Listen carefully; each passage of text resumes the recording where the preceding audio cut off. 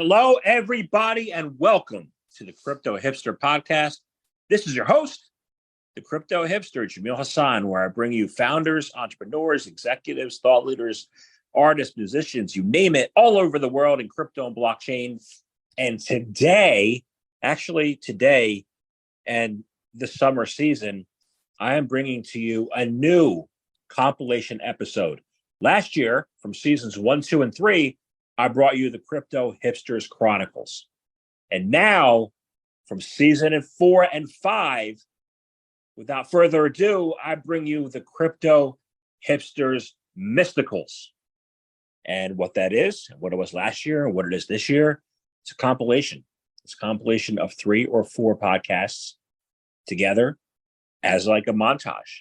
And on a certain topic or area of interest in crypto and blockchain, pulling from my podcasts. And now, as we're heading into the summer of 2023, I bring to you the Crypto Hipsters Mysticals. And there's going to be 22 or 23 or 24 around their episodes. And I look forward to you looking forward to it. So thank you very much for tuning in. Thank you for enjoying my podcasts. And this is going to be a summer treat for everybody. So please sit back, enjoy, and let me know your thoughts.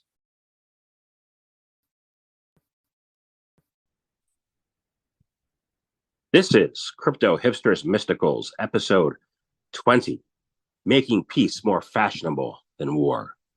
Whereas other Crypto Hipsters Mysticals episodes are compilations of clips from 3, 4, or 5 Crypto Hipster podcasts, this episode is a clip from one podcast entitled Making Peace More Fashionable Than War and Insights from the International Peace Sanctuary, which was on April 20th in advance of the Sanctuary event in May 2023 in California.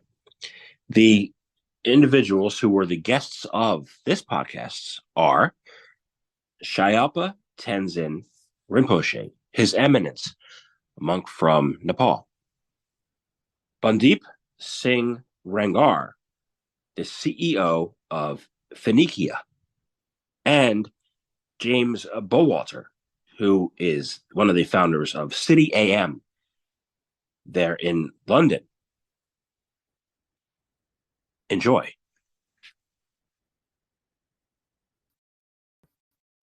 A few sayings that go around this, your project. One is, let's make it more fashionable. Another one is, peace is everybody's project, right? Well, what are I'd also, if I might just add to that, because this again was born out of our meeting. Mm-hmm. You know how people love to simplify things into hashtags, and I think that making peace more fashionable than war as a call to action is completely wonderful. But the how is we can do hashtag piece by piece, hashtag block by block, the building blocks of the sanctuary, the block on the blockchain. Piece by each individual piece. So, I know it's a play on words, but it doesn't matter. Simplicity is key. And the fact is that the overarching mission is making peace more fashionable than war. To make peace more fashionable than war. The phrase is the same. It's just different tenses. And that is something that everyone goes, well, peace. Well, great. Everyone wants peace. But it's how? How do you do that? That's where Rinpoche has been so smart and thoughtful. And actually, it is something that with modern technology we can do. When you look at the online gaming world, where people communicate with one another on headsets with a boom microphone, playing a game, and you're making friends online. It might be you, or it might be a different version of you, an avatar, whatever. Kids who are lonely can reach out to other kids and all of that stuff. So, and there's a massive source of learning and experience and all of these things, but also the power of the sheer number of people. And, it is entirely feasible if people understand His Eminence's message and they buy into it. It's open to anyone and everyone. They don't necessarily have to give their hard-earned money. It might be that they give their time, because there are plenty of people in the world of AI learning and development. In fact, I was at something, actually ironically, Crypto Mondays. You mentioned Lou Kerner had invited you to Crypto Monday in Davos. I'm a sponsor of Crypto Monday in London, both as Crypto AM and as Jade City. And in fact, there was one last night. The reason I was excited to go to that one is because Humayun Sheikh's a friend of mine who I hadn't seen for ages, who created a company called Fetch AI. So we talked at length about, how these AI engines, for want of a better word, are being trained. Okay, so training an AI thing all it requires is your time. That means you can also be rewarded. Well, who's to say that by giving of your time, you then actually pass your reward on to the sanctuary? That's one way to do it. That means they haven't actually spent any of their own money. They just invested time. So there are many different possibilities. And when you take, the irony isn't lost on me that I've been wondering, there's an advertisement going around the billboards of the Underground in London at the moment, which is highlighting the fact that the very popular game Call of Duty, has 150 million players worldwide. Well, $1 from each of those, Peace Sanctuary paid for, right? It's not rocket science to understand that power of the movement and sensibility of the people who use the medium that we are discussing. That's it, not rocket science.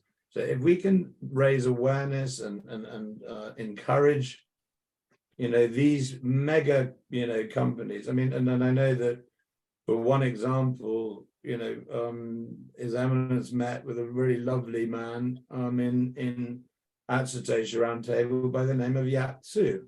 And Yat Tzu is the executive chairman of Animoca Brands. Animoca Brands has 135 companies. 135 companies combined with a global audience, probably in the billions. Again, none of this is rocket science. And one other thing I'd like to add is that I'm a British guy. One of the things that has emerged from the death throes of historic imperialism is actually a club of nation states called the Commonwealth. It's a voluntary thing. You don't, no one's forcing anyone to be part of the Commonwealth, and yet we have 56 nations. 56 nations made up of 2.5 billion people called the Commonwealth. Why is it called the Commonwealth? Because we all have something in common. It's called English law. Law is very important to anything that we do like this. So having a framework where we can actually work together also makes sense. So, to inspire the Commonwealth to be involved in this would be pretty cool, right? In fact, that was my mother's idea. She knows I'm passionate about all this stuff, but she's equally passionate about the Commonwealth. And our late Queen, she was instrumental in creating the Queen's Canopy. The Queen's Canopy is a natural preservation thing, of ecological significance. So is peace.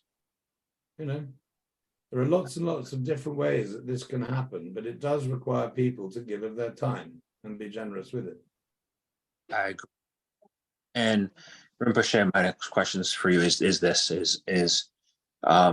I love the concepts, I love the ideas, and all over the world you have rogue governments, overstepping agencies, dictators, military cabals, and everybody who is in it for the world for their own power and their own personal gain.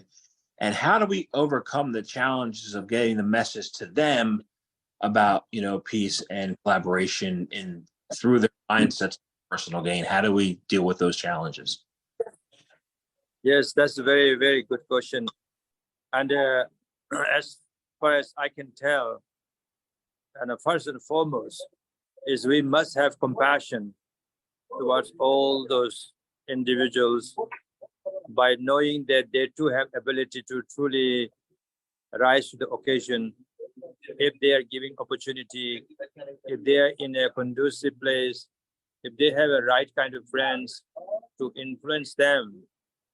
And I feel that it is very important for us to truly share the wisdom that being selfish, being conditional, being habituated, being led by greed and power is not necessarily going to make you a great person.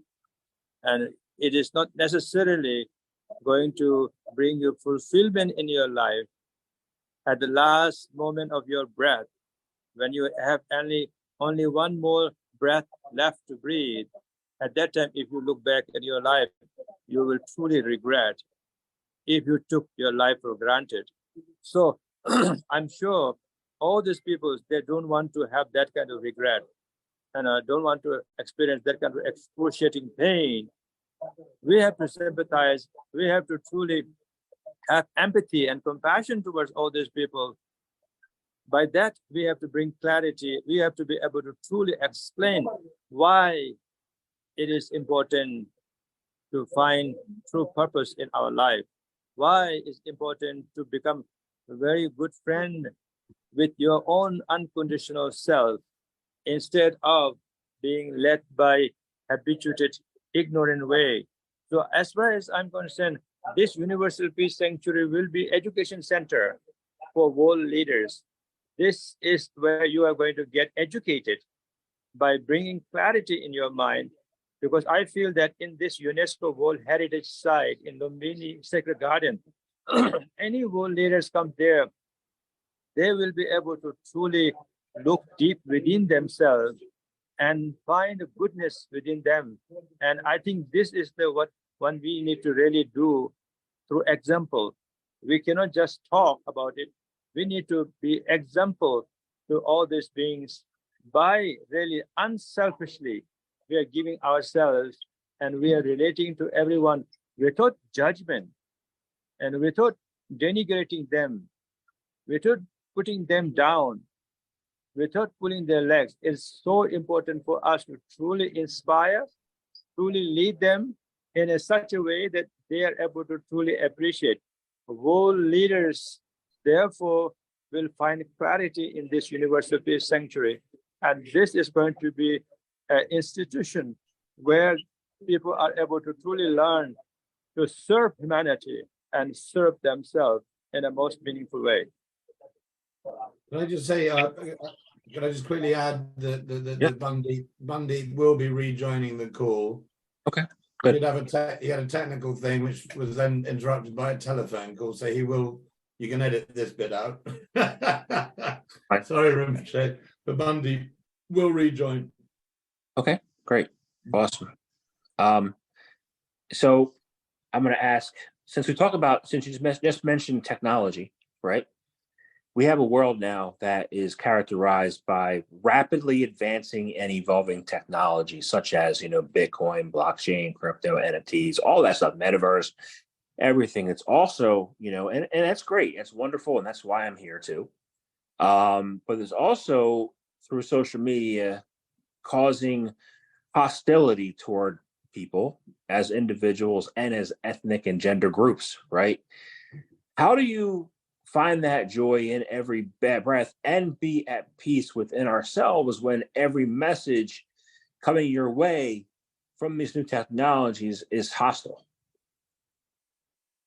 Well, I think if I might just say this is interesting because the conversation very much around I think probably the most terrifying, potentially the most terrifying one is doesn't anyone remember watching the Terminator movies? Everyone talks about Skynet. And, I mean, even Elon Musk, talks about the worries of allowing AI to go too far. But actually, I think what alarms me the most about these things and any form of computer modeling, and also, and I'll approach blockchain as well, is that it's only as good as a computer's a machine, right? And yes, it can be taught to learn, but it's only as good as the input. And what worries me, I suppose, about technology the most is the human intervention that can take place, and if that can be guarded against, then and therefore the technology be safeguarded, then I think it's an incredibly important thing. Now I'll going to the blockchain part again. It's the same situation. I think that if you're looking at provenance as one example, I mean, if you put if somebody's reliant solely on a blockchain record to say, well, that's authentic, well then what if it's just the box that's on the blockchain? It's easy. That's got an iPhone earpiece instead of a packet of cement, right? But the box is on the blockchain, therefore it's real. Getting into dark areas. So you need to make sure that what's being put in the box is real, that what you're scanning is real, that it's not contaminated. There are lots of different stages. All of that can be achieved, but I would suggest that requires a combination of different technologies, and that's something that I'm a major thing. But equally, it doesn't excuse us to lose the sense of our own judgment. If you are consistently being bombarded by hate messages, well, it's presumably because at some point curiosity has got you and gone, let's see what these people are talking about, and then suddenly some algorithm somewhere say, oh, he must be, or she must be, or they must be interested in that. And then suddenly you get bombarded. I mean, we all know about the anecdotes of friends saying, oh, I was just talking about a trip to Barbados. I wasn't online. And then suddenly I keep getting hit by advertisements for Barbados. There are, and therefore bad actors do get in. So we all I'm saying is that we just need to be careful about blindly accepting everything. Yes. If I can add to that, what James is saying is this, technology development is a very, very meaningful and very, very useful. As we have these technologies, it is very important for us to have a real quality to embrace it. That quality is to have awareness of nowness. With the awareness of nowness, anything that we have in front of us is going to enhance our lives and it's going to benefit so many people. And these technologies, if we can use properly, we will be able to guide masses in such a way that we will be able to truly bring peace and happiness, and we will be able to truly free from suffering that people are going through. Because at the end of the day, our mind is capable of finding real clarity. When we are able to achieve real clarity, we are able to free ourselves from all the difficult situations and the sufferings, and that is caused by our discursive thoughts. So here, as far as I'm concerned, it is very important for us all to take responsibility very seriously when we are developing these technologies to use by the masses, is truly see how we are able to activate everyone's intelligence as they are playing games, or they are online, or they are doing metaverse or whatever. How we are able to truly value our human intelligence in such a way by believing in the goodness of our nature. If we are able to bring the message, I think we are going to be able to enrich everyone through these technologies, which I see very powerful. And we are able to truly empower everyone by empowering these technology and tools that we have. It is very important for us not to become the slave of these technologies. We should be able to use these to serve us, to enhance our way of living, which I think we as responsible leaders have real duty here to truly make sure that we are not involving in this for very small temporary gain to ourselves, for our own luxury or profit or anything like that. Instead, I think we have to be socially responsible in leading the world, and especially leading our children and grandchildren and great-great-grandchildren who will be applying this technology more than any of us will be ever able to use it. So even the developers today may not be able to use it as much as our great-great-grandchildren will be able to use it. Therefore, we have to have a far-sighted approach to truly lead and truly share and truly bring about the knowledge and wisdom that they need to face their thoughts, emotions, and feelings, and circumstances, and neighbors, and people around the world. I think this is something we need to really take it very seriously. And we need to truly develop this in the technologies, AI or blockchain, and whatever it is, in such an important way. So this is where I feel I have so much to contribute in developing these things. So I am really involving with many other technology groups to see how we can truly make sure we're able to bring something, and that is going to change everyone's way of thinking and way of being, where they're able to truly see the clear light in every way, where they are not left in the darkness.